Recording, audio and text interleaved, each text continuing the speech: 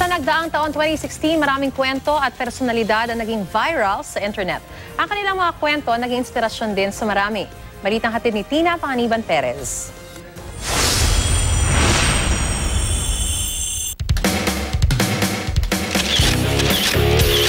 Photogenic, artistahin, viral hit.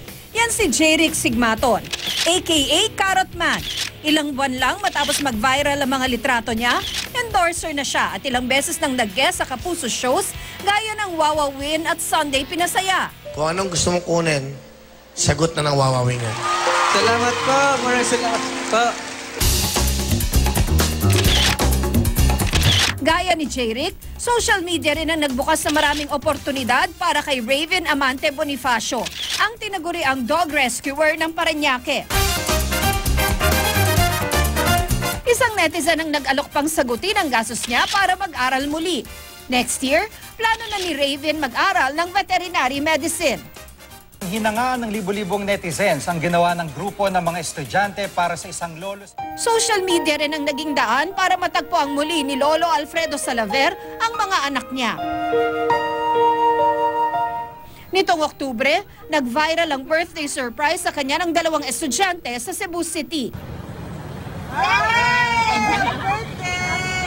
Kinupkop pansamantala ng isa sa mga estudyante si Lolo Alfredo. Matapos ma-feature ang kanyang kwento sa 24 Oras Weekend at sa Kapuso Mo Jessica Soho, kinontak ng isang babae ang nag-aalaga sa matanda. Siya raw ang isa sa nawawalang anak ni Lolo Alfredo. Happy birthday!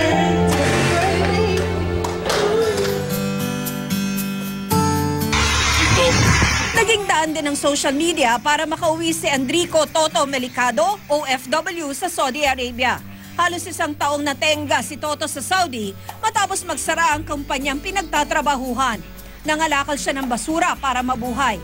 Nag-viral ang kwento ni Toto at nai-report din dito sa 24 Oras Weekend.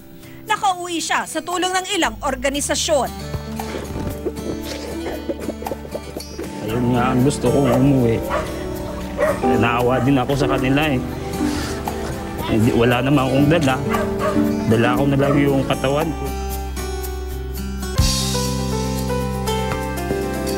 Isa pang nagbigay inspirasyon ngayong taon, ang kwento ng 3 taong gulang na si Caitlin Lucas o mas kilala sa tawag na Courageous Katie. Mahigit 6 na buwan niyang nilabanan ng isang pambihirang uri ng leukemia bago pumanaw noong Marso. Pero hindi hinayaan ng kanyang pamilyang dito matapos ang paghahatid niya ng inspirasyon. Nitong Agosto, binuo nila ang Courageous Life, isang movement para tulungan ang mga batang terminally ill. Nagdadalang tao rin ngayon ang ina ni Katie at inaasahang isisilang ang bata sa Marso, parehong buwan ng pagpanaw ni Katie. Tina Panganiban Perez, GMA News.